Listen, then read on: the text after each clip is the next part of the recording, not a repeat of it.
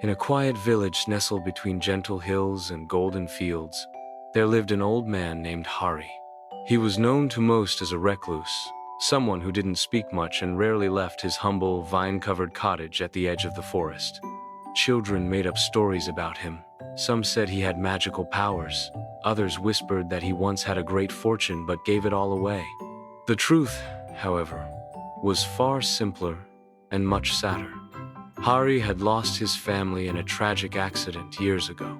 Since then, he had lived alone with only memories and silence to keep him company. One cold winter morning, as frost clung to the window panes and the village stirred slowly to life, Hari heard a soft whimpering outside. He shuffled to his door, wrapped in his wool shawl, and opened it just enough to peek out. There, lying on his doorstep, was a small, shivering stray dog. It had patches of missing fur, ribs showing through its thin frame, and frightened eyes that still carried a glint of hope. Hari stood there for a long moment, debating. He hadn't cared for anything in years. Taking in this dog meant warmth, food, responsibility, feelings. But something in those eyes struck a forgotten chord in his heart.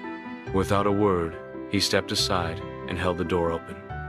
The dog hesitated, then slowly walked in. He named her Chicky. At first, the days passed in awkward silence. Hari fed her rice and leftover vegetables. She slept in a corner, flinching at sudden noises. But as days turned into weeks, a change began to grow. Chicky wagged her tail when Hari entered the room. She sat beside him by the fire. She brought back sticks he didn't throw.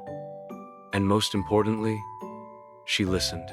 Hari found himself talking again, sharing old stories, humming songs, even laughing. The village noticed too.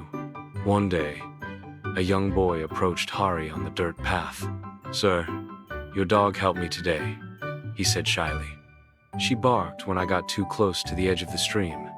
Hari smiled. "She's quite the guardian."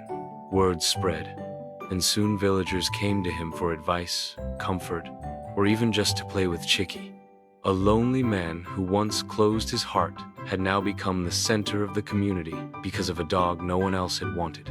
One spring evening, as the cherry blossoms began to bloom, Hari sat on his porch, Chicky's head resting on his lap. He looked down and whispered, "You saved me, little one." Moral of the story: kindness doesn't always start big. Sometimes it begins with a single open door. The love we give to others often heals us the most.